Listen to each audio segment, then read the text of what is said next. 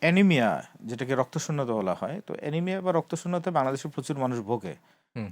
সেক্ষেত্রে অ্যানিমিয়ার কারো হয়েছে কিনা এটার কোনো কি সিমটম দেখলে তাকে বলতে হবে যে তার অ্যানিমিয়া হয়েছে? আচ্ছা, এটা বোঝা আসলে একটু কঠিন। বোঝা কঠিন এই কারণে যে এটা ধরেন কি এটা কি হিডেন কোনো হ্যাঁ, উপসর্গ থাকে? হ্যাঁ, হিডেন উপসর্গ থাকে বা যেটাকে আচ্ছা, আপনারা গোপন লক্ষণ বলা যেতে গোপন পারে। লক্ষণ, হ্যাঁ, আচ্ছা থাকে। সেগুলো কি? বেশিরভাগ ক্ষেত্রেই তাই থাকে। এখন যেটা হচ্ছে যে আপনি অ্যানিমিয়া কিন্তু চট করে বোঝা যায় না। এটা তো আসলে ধীরে, ধীরে হয়। বিশেষ করে মানে ডেফিশিয়েন্সি অ্যানিমিয়া যেগুলো আয়রন ডেফিশিয়েন্সি অ্যানিমিয়া সেগুলো তো আসলে ধীরে, ধীরে হয়। তো ফলে মানুষ বুঝতে পারে না। হয়তো ফ্যাকাশে হয় কখন? যখন সাতের নিচে চলে আসবে তখন। তার একটু আগ পর্যন্ত কিন্তু জি, ওরকম চেহারায় খুব জি। একটা ছাপ পড়ে না। তো রোগীরা তখন কি করে? তাই দুর্বল লাগে। তো দুর্বল জিনিসটা তো আসলে মানে একটা ভেগ টার্ম। নানান কারণে দুর্বল লাগতে পারে। হুম, হুম। তো তখন সে ভাবে যে মানে এটাকেও সে কিন্তু খুব একটা মানে গুরু অ্যানিমিয়া হয়েছে বা রক্ত স্বল্পতা হয়েছে এটা গুরুত্ব দেয় না। অতটা গুরুত্ব দেয় না বা ভাবে না। বা এই দুর্বলতাকে সে অ্যাডপ্ট করে নেয়। হুম, হুম, যেহেতু আস্তে, আস্তে হচ্ছে দীর্ঘ সময় ধরে হুম, হচ্ছে সে হুম, হুম। এটাকে অ্যাডপ্ট করে নেয়। তারপরে হচ্ছে রোগীদের মেজাজ খিটখিটে হয়ে যায়। আচ্ছা, আমার একজন রোগী আছে। আমি উনার Facebook স্ট্যাটাস দেখলে বুঝতে পারি আচ্ছা। যে উনি এখন রক্ত স্বল্পতায় ভুগছে, অ্যানিমিয়ায় অ্যানিমিয়া রোগে ভুগছে। ভুগছে, আচ্ছা। হ্যাঁ, কারণ উনার প্রায় আয়রন ডেফিশিয়েন্সি হুম, হয়। হুম, বিভিন্ন কারণে। এটা একটা কারণ আছে। উনার হয়তো ম্যানোরেজিয়া বেশি হুম, হয় বা এর কারণে উনার মাঝে, মাঝেই উনি অ্যানিমিয়ায় ভোগেন। তো যখন উনার অ্যানিমিয়ায় ভোগেন তখন উনার মেজাজ খুব খারাপ হয়ে যায়। খুবই খিটখিটে হয়ে যায় এবং খুব টক্সিক থাকে। এবং তখন উনি Facebook স্ট্যাটাসও লেখেন খুব রেগে, রেগে স্ট্যাটাস লেখেন। হ্যাঁ? তো আমি একদিন তাকে মানে বলছিলাম আরকি যে আমার পরিচিত আমার বন্ধুশ্রী। তাই আমি বলছি, "আপনার রক্তটা একটু চেক করে দেখেন আরকি।" একদিন তার Facebook স্ট্যাটাস দেখে। হিমোগ্লোবিন কি পরিমাণ আছে? হিমোগ্লোবিন কি আছে? তো পরে বলল যে, "ভাই আপনি এত ভালো কিভাবে বোঝেন?" কয়, "আমি গতকালই পরীক্ষা করেছি। আমার হিমোগ্লোবিন তো হচ্ছে এখন ৮।" তো আমি বললাম যে, "দ্রুত আসেন, ট্রিটমেন্ট নেন।" তো উনি আয়রন থেরাপি নেন। আয়রন নিলে পরে ভালো থাকেন। হুম। তো ইয়ার দ্য লং আমি উনাকে আয়রন নিতে বলি। কিন্তু দেখা যায় মাঝে, মাঝে উনি ছেড়ে দেন এবং আবার তো এটা কিন্তু একটা হিডেন, হিডেন বা হিডেন গোপন জি, বলতে জি। পারেন যে মানে মেজাজ খিটখিটে হয়ে যায়। এবং পরীক্ষা-নিরীক্ষা না অনেক করা রোগী হুম, আছে, ফিমেল রোগী এরা হাসব্যান্ডের সাথে হুম, ঝগড়া হুম, করে। হুম, হুম, হুম। মানে খিটমিটি লেগে থাকে। আচ্ছা। কারণ ইরিটেবিলিটি থাকে তো। হুম, হুম। খুব অল্পতে রেগে যায়। এক ধরনের ইরিটেবিলিটি থাকে। এক ধরনের ল্যাসিচিউড থাকে বা ডিজিনেস থাকে, মাথা ফাঁকা হয়ে গেল। এরকম রোগী বলে কি আমার মাথাটা মাঝে, মাঝে চক্কর দেয় এবং মনে হয় মাথাটা ফাঁকা হয়ে গেল। এটা কিন্তু তারা বলে। তারপরে মাথার ভিতরে শোঁ করতে থাকে। আচ্ছা, ডিজিনেস। আচ্ছা। ভেতরে শোঁ করবে। লাইক আমার কানের ভেতরে, হুম, মাথার ভেতরে শোঁ করতে থাকে। হুম। মাথাটা খুব ফাঁকা, ফাঁকা লাগে। এক ধরনের ব্লান্ট হেডেক হয়। মানে একটা ভোঁতা একটা ব্যথার অনুভূতি, মাথা ব্যথার মাথা মতো। ব্যথা হুম। করে। কারণ ব্রেনে তো অক্সিজেন কমে যায় তখন। হুম, হুম, হুম। হিমোগ্লোবিন কম মানে সেখানে অক্সিজেনের সাপ্লাই অক্সিজেন কম। সাপ্লাই কম। তখন হুম। ব্রেনে যখন সাপ্লাইটা কম হয় তখন কিন্তু এই ধরনের উপসর্গগুলো খুব থাকে। বেশি লাইট হেডেডনেস। হিমোগ্লোবিন কমে গেলে তো শ্বাসকষ্ট হওয়ার কথা। আচ্ছা, হ্যাঁ। হুম, বেশি যখন হিমোগ্লোবিন কমে যায় তখন যেটা হয় তার শ্বাসকষ্ট হয়। হুম। ব্রেথলেসনেস হয়, শর্টনেস অফ ব্রেথ হয় এবং সিঁড়ি ভাঙতে গেলে এটা কিন্তু অনেকটা হাঁপিয়ে হাঁপ হার্টের ব্যথার মতো। হাঁপিয়ে ওঠে। হ্যাঁ। হাঁপিয়ে ওঠে। অনেকটা হার্টের ব্যথা এবং তার হুম, চেস্ট হুম, টাইটনেস হুম, ও হুম, হয়। হুম, হুম, দেখেন হার্টে ব্লক হলে কি হয়? হুম। হার্টে ব্লক হলেও কিন্তু একই ঘটনাই একই ঘটে। ঘটনা ঘটে। সিঁড়ি ভাঙতে পারে না। না হাঁটলে হ্যাঁ, হাঁটলে কেন? চাপ দিয়ে মানে ধরে, মানে বুকে চাপ মূল দিয়ে ধরে। প্যাথোলজিটা কিন্তু একই রকম। যে হুম, ওইখানেও কিন্তু ব্লক হওয়ার কারণে ওই জায়গায় অক্সিজেন পৌঁছাচ্ছে না। হুম। আর হিমোগ্লোবিন কমে যাওয়ার কারণে ক্যারিং ক্যাপাসিটি কমে গেছে ফলে অক্সিজেন পৌঁছাচ্ছে না। ঘটনা কিন্তু একই। একই। যার ফলে ব্যথাটা একই ধরনের হয়। আচ্ছা। এবং অনেক ক্ষেত্রে দেখা যায় আমাদেরই অনেক কলিগ অনেক সময় ভুল মানে আমি কারো সমালোচনা করছি না। এটা তো চিকিৎসারই জি, একটা জি, জি, মানে জি। লক্ষণেরই একটা অংশ। হুম, দেখা যায় কি অনেক সময় আমরা এটাকে হার্টের রোগী মনে করে ইসিজি, ইকো হুম, বা হুম, অনেক হুম। ধরনের পরীক্ষা করতে থাকি। পরে হয়তো সিবিসি করে দেখা গেল যে অ্যানিমিয়া। এনিমিয়া। মানে এমন রোগীও দেখা গেছে যে হুম, মানে এনজিওগ্রামের প্ল্যানও হয়ে গেছে আরকি। পরে দেখা গেল যে সিভিয়ার অ্যানিমিয়া। তো আমি বলতে চাচ্ছি সেটা হচ্ছে যে এই ব্যথাটা অনেকটা হার্টের বা আচ্ছা, এনজাইনার যে পেইনটা আচ্ছা। যেটাকে আমরা বলি অ্যাঞ্জিনা। এনজাইনা। হুম, হুম। এনজাইনার পেইনের মতোই। হ্যাঁ? দেখা যায় যে ওই হাঁটলে পরে ব্যথাটা বেড়ে যাচ্ছে। হুম। সিঁড়ি ভাঙলে পরে তার শ্বাস সেম হ্যাঁ, উপসর্গ হ্যাঁ, আরকি। একদম সেম। হুম, হুম, তার চেস্ট টাইটনেস হচ্ছে, হুম, বুকটা চেপে আসতেছে এরকম মনে হচ্ছে এবং এক ধরনের ব্রেথলেসনেসও হচ্ছে। তো এবং এক্সারশন মানে পরিশ্রম করলেই এটা বাড়ছে। হুম, হুম, হুম, তো হুম, এইগুলো হচ্ছে বলতে পারেন যে অনেকটা হিডেন। তার কাছে মনে হচ্ছে এবং এই রোগীরা অনেক সময় নিউরোলজিস্টের কাছেও যায়। এই যে তার ব্যথা করে, হুম, মাথা ঝিঝি করে, হুম, লাইট হেডেডনেস হয়। তারা কিন্তু অনেক সময় নিউরোলজিস্টের কাছেও যায়। হুম, হুম। আচ্ছা, তারপরে এক ধরনের সমস্যা হয় দেখবেন যেটা অনেকটা মানে হার্টের অসুখের মতোই। হুম, মানে বুকে ব্যথা হয় এক ধরনের। হুম, হুম। অ্যানজাইনা হার্টের যে ব্যথাটা আমরা বলি অ্যানজাইনা, ঠিক অ্যানজাইনাল পেইন এবং এটা পরিশ্রমে বাড়ে। মানে সিঁড়ি ভাঙলে পরে বাড়ে, আচ্ছা, হাঁটলেও বাড়ে। হাঁটলে বাড়ে, চিনচিন করে বুকের হুম, মধ্যে এবং একটা পর্যায়ে টাইটনেসও হয়। যখন সিভিয়ার অ্যানিমিয়া হয়, চেস্ট টাইটনেস হয়। জাস্ট লাইক এনজাইনা হুম, এবং অনেক সময় কিন্তু আমরা ভুল করে হার্টের ব্যথা মনে করে কিন্তু পেশেন্টকে ট্রিটমেন্ট বিভিন্ন ধরনের হার্টের পরীক্ষা নিরীক্ষা করতে থাকি, ইকো, ইসিজি, এমনকি এনজিওগ্রাম পর্যন্ত আমি করার অ্যাটেম্প দিতে দেখেছি। পরে দেখা গেল হয়তো সিবিসি করতে গিয়ে দেখা গেল দেখা যায় হিমোগ্লোবিন অনেক কম। আচ্ছা, তার মানে এটা আসলে মাথায় রাখতে হবে যে এই ধরনের পেইন হচ্ছে মানে এটা কিন্তু এনিমিয়ার কারণে হতে পারে। ফলে তার এনিমে আমরা অনেক সময় ধরে নিই যে তার চেহারা বা চোখের নিচে যে ইয়েটা দেখলেই হয়তো আমি বুঝে ফেলবো যে তার এনিমিয়া আছে কিনা, কিন্তু সবসময় কিন্তু এটা হয় না, বোঝা যায় না। বোঝা যায় না। এটা একটু মাথায় রাখতে হবে। এছাড়াও এই যে হার্টের ব্যথা বা বুকের ব্যথা চিনচিন করে, আপনি জিনিস মেকানিজমটা কিন্তু সেম। আপনার হার্টে কি হয়, ব্লক হলে পরে ওখানে অক্সিজেন পৌঁছাচ্ছে না, তার মানে ফলে অ্যানিমিয়া ব্যথাটা হলেও হচ্ছে। অক্সিজেন পৌঁছাচ্ছে না, এখানে একই অক্সিজেন একই পৌঁছাচ্ছে না, কারণ একটাতে ক্যারিং ক্যাপাসিটি কমে যাচ্ছে, তার হিমোগ্লোবিন তো যেহেতু কম, আচ্ছা। তার অক্সিজেনও সে কম পৌঁছাচ্ছে হার্ট মাসেলগুলিতে, ফলে ব্যথা হচ্ছে। বুঝতে পেরেছি। সেম টাইপের ব্যথাই। আচ্ছা, এর বাইরেও তো আপনি দেখবেন যে যখন মানে এই পেশেন্টগুলো কিন্তু নিউরোলজিস্টের কাছেও যায়। ওই যে বললাম আচ্ছা। যে মাথা লাইটের চক্কর রেডনেস, দিচ্ছে। ডিসি, হ্যাঁ, মাথার চক্কর দিচ্ছে, এক ধরনের ব্যথা হচ্ছে, হচ্ছে। এদের অনেকে ডিপ্রেশনে ভোগে, মন খারাপ। দেখা যাচ্ছে যে তার হয়তো এমনিতেই ডিপ্রেশনের ধাঁচ ছিল, এটার কারণে আরো বেশি তার মন খারাপ, কাজে ভাল লাগে না, সারাদিন শুয়ে থাকতে ইচ্ছে করে। এটা কিন্তু এনিমিয়া কিন্তু ডিপ্রেশনের মতো একটা ফিচার দেয়। তো তাহলে দেখা যাচ্ছে এনিমিয়ার কিন্তু আসলে বা রক্ত স্বল্পতার কিন্তু ওয়াইড রেঞ্জ অফ প্রেজেন্টেশন এবং নানান রকমের তার প্রেজেন্টেশন আছে। তো এখন অ্যানিমিয়া কেন হয় তাহলে? আচ্ছা, কাদের হতে পারে?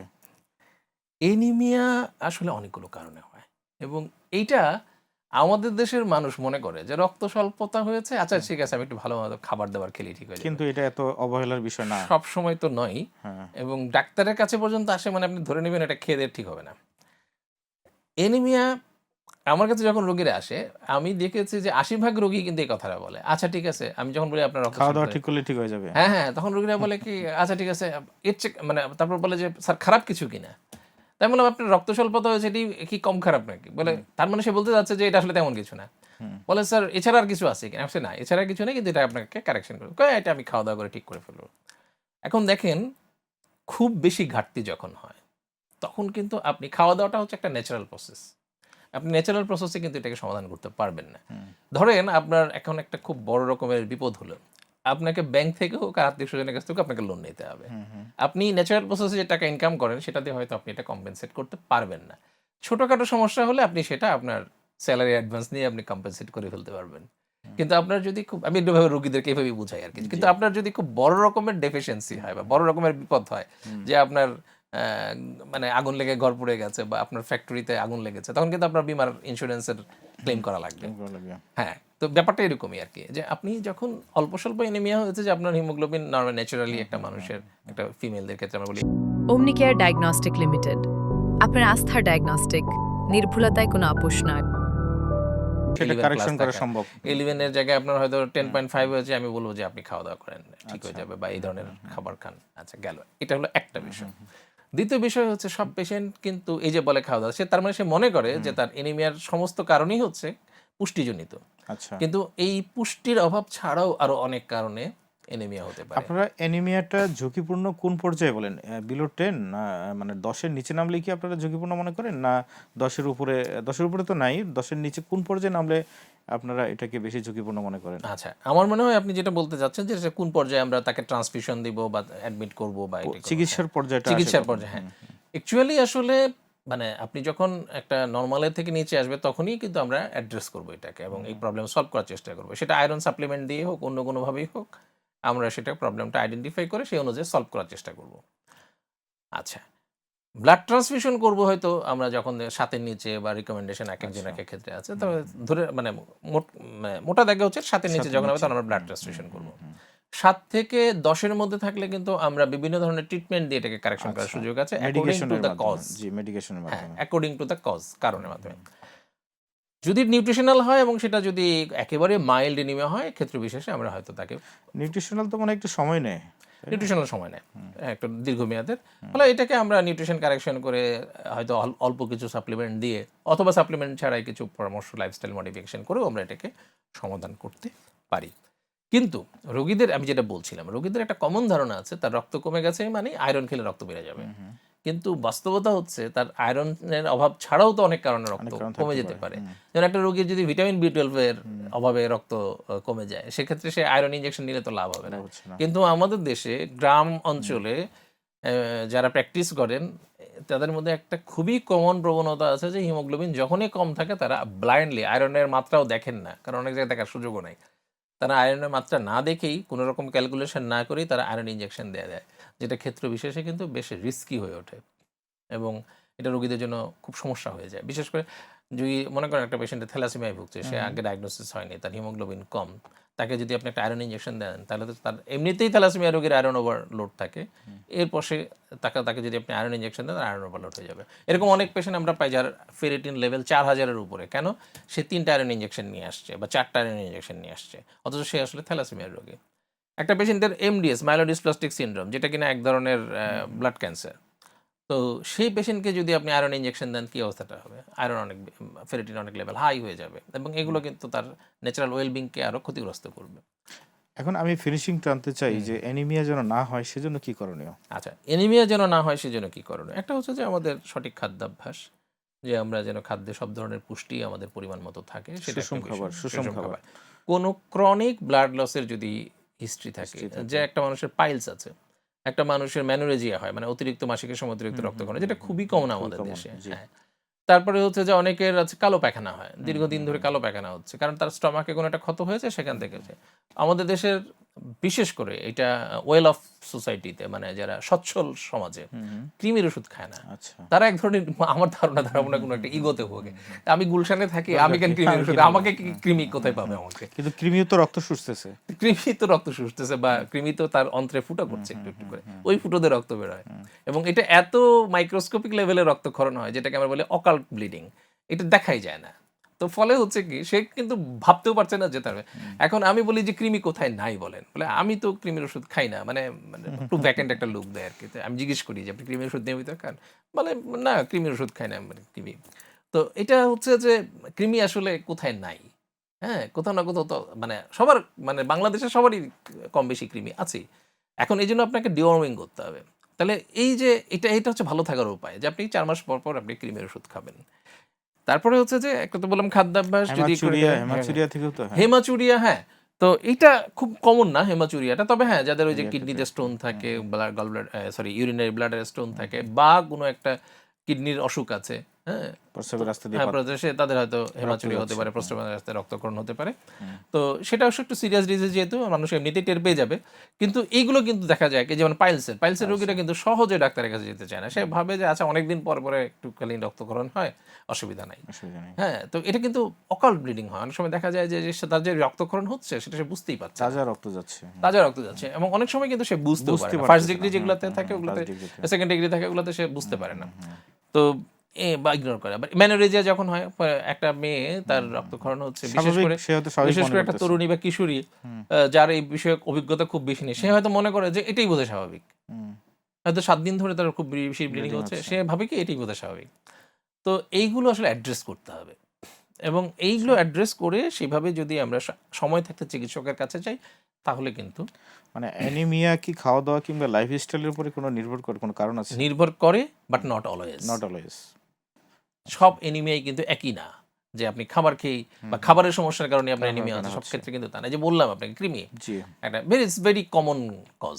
সে কারণে আচ্ছা, অ্যানিমিয়া হ্যাঁ, হতে পারে। সেটা তো আপনি ধরেন একটা আছে। তারপরে হচ্ছে যে বললাম যে ম্যানোরেজিয়া, এটা হচ্ছে কিছু হেরিডিটারি ডিজিজ আছে, যেমন থ্যালাসেমিয়া। সে তো জানেও না যে সে thalassaemia, minor thalassaemia, by born, বা হ্যাঁ, বাই বর্ন। থ্যালাসেমিয়ার ক্যারিয়ার বা মাইনর থ্যালাসেমিয়াতে আছে, সেটা সে হয়তো জানেই না, সে তো জন্মগতভাবেই। জন্মগতভাবে সে পেয়েছে। অ্যাপ্লাস্টিক অ্যানিমিয়া হতে পারে, যেটাতে তার অটোইমিউন হেমালাইটিক অ্যানিমিয়া, যেটা শরীরে নিজে একটা অ্যান্টিবডি তৈরি হয়ে গেছে, সেটার কারণে হিমোগ্লোবিন কমে যাচ্ছে। তো সেখানেও কিন্তু হতে পারে। আর আপনি যতই আয়রন সমৃদ্ধ খাবার খান, লাভ তো হবে না। লাভ হবে না। হ্যাঁ, তো তারপরে হচ্ছে অনেকে আসে কি, মানে প্রোটিন খেতে চায় না, মানে অ্যানিমাল প্রোটিন খায় না, অনেকে আছে রিচুয়ালি খায় না, যে নিরামিষভোজী অনেকে আছে। তো তাদেরকে বিকল্প কিছু খাবার খেতে হয় বেশি বেশি করে, যেমন পনির খেতে হয়, দুগ্ধজাত খাবার খেতে হয়, কিন্তু অনেকে হয়তো সেটাও বুঝতে পারে না, খায় না। জি। তো আমি দেখি যে তাদের কিন্তু আপনার ভিটামিন B12 এর ঘাটতি জনিত এনিমিয়া আছে। আচ্ছা। সেটা কিন্তু আপনি যতই আয়রন সমৃদ্ধ খাবার খান, লাভ হবে না। আপনাকে তখন ওই ভিটামিন B12 আছে এরকম খাবার খেতে হবে, সাপ্লিমেন্ট নিতে হবে অথবা সাপ্লিমেন্ট নিতে হবে। পেটের মধ্যে বিশেষ কিছু জীবাণু এবং কৃমির কারণে কিন্তু অনেক সময় ফলিক অ্যাসিডের ঘাটতি হতে পারে। তারপরে কিছু পেটের কিছু অসুখ আছে, ইনফ্লামেটরি বয়েল ডিজিজ, যেগুলোতে আপনার অ্যানিমিয়া হতে পারে। এসএলইর কারণে অ্যানিমিয়া, এইরকম পেশেন্ট আমরা প্রচুর পাই। আমাদের কাছে এসছে অ্যানিমিয়া নিয়ে, পরবর্তীতে দেখা গেল তার ডায়াগনোসিস হচ্ছে এসএলই। এসএলই। এসএলই আপনি জানেন যে এটা একটা কানেকটিভ টিস্যু ডিজিজ, লুপাস। এটা একটা কানেকটিভ টিস্যু ডিজিজ। জি। আমাদের শরীরে যে কানেকটিভ টিস্যুগুলো, যোজক কলা আছে, তার অসুখ এটা। এবং এই কানেকটিভ টিস্যু ডিজিজ, এই আমব্রেলার নিচে অনেকগুলো রোগ আছে। অনেকগুলো রোগ। রিউমাটয়েড আর্থ্রাইটিস আছে, তারপরে বাত রোগ, অনেক ধরনের অনেক ধরনের বাত রোগ আছে, অনেক ধরনের ব্যথার অসুখ আছে। তো এই সবগুলো অসুখই কিন্তু খুব কমন একটা সিমটম হচ্ছে এনিমিয়া। আচ্ছা। এগুলোর জন্য যে ওষুধ খায় তারও একটা প্রভাব আছে এনিমিয়াতে। আপনি যারা এমটেক্স খাচ্ছে, মেথোট্রেক্সেট খাচ্ছে, সালফাসালাজিন খাচ্ছে, এই ধরনের ওষুধ যেগুলো খাচ্ছে, এগুলোর কারণে কিন্তু এনিমিয়া হতে পারে। তারপরে সে ব্যথার ওষুধ খাচ্ছে, এই ব্যথার ওষুধের কারণে তার স্টমাকে ক্ষত হয়ে গিয়ে এনিমিয়া হতে পারে, সেখান থেকে রক্তক্ষরণ হয়ে যে এনিমিয়া হতে পারে। থাইরয়েডের সমস্যা তো এনিমিয়া হতে পারে, কারণ যখন হাইপোথাইরয়েড একটা পেশেন্ট, তার এনিমিয়া হতে পারে। আচ্ছা। তো আপনি দেখেন যে কতগুলো কারণে এনিমিয়া হচ্ছে, কিন্তু আমরা রক্ত কমে গেলেই প্রথমেই আমরা মাথায় রাখি, হ্যাঁ এটা কমন, এই জন্য মাথায় রাখি যে আমাদের সাধারণ মানুষ কিন্তু মনে করে যে সে যদি ভালো ভালো খাওয়া দাওয়া করে তাহলে বোধহয় তার রক্ত ঠিক হয়ে যাবে। এই জন্য বোধহয় আপনারা সিবিসি পরীক্ষাটাকে সব ক্ষেত্রে কমন আমাদের কাছে রোগী আসলে সিবিসি আমরা মাস্ট, মানে একটা কমন থাকবেই। থাকবেই। মানে এটা তো আসলে একটা মতো, পিকচারের মতো। মনে করেন আমি রোগীদেরকে মজা করে বলি আর কি, যে ধরেন যে আমরা পাত্র দেখতে গেলে প্রথমে কি বলি, যে একটা ছবি দেন, একটা ফটোগ্রাফ। রাইট। প্রথম ইমপ্রেশন, ফার্স্ট ইমপ্রেশন হচ্ছে একটা ফটোগ্রাফ। রোগীটারও এটা একটা, রোগীরও এটা একটা ফার্স্ট ইমপ্রেশন, পাত্রের ছবি দেখার মতো। আমি সিবিসি দেখে কিন্তু একটা আইডিয়া করে ফেলে যে সে সুদর্শন নাকি সুদর্শন না। তারপরে হয়তো বাড়িতে গেলাম, দেখা করলাম, সামনাসামনি গেলাম, কথা বললাম। এগুলো হচ্ছে পরের পরীক্ষাগুলো।